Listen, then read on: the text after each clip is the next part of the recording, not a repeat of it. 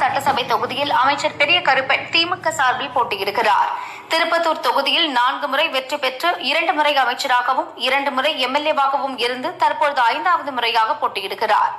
எஸ்புதூர் ஒன்றியம் கே புதுப்பட்டி கிராமத்தில் இன்று ஓட்டு கேட்டு பிரச்சாரத்திற்கு சென்றார். 50க்கும் மேற்பட்டோர் வாகனத்தை மறித்து அமைச்சர் காரின் முன்பு ரோட்டில் அமர்ந்து போராட்டத்தில் ஈடுபட்டனர்.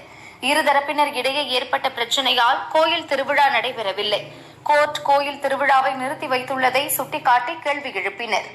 சுதாரித்துக் கொண்ட அமைச்சர் பெரிய கருப்பன், இது நீதிமன்ற உத்தரவு, இதில் அரசு எதுவும் செய்ய முடியாது என பதிலளித்தார்.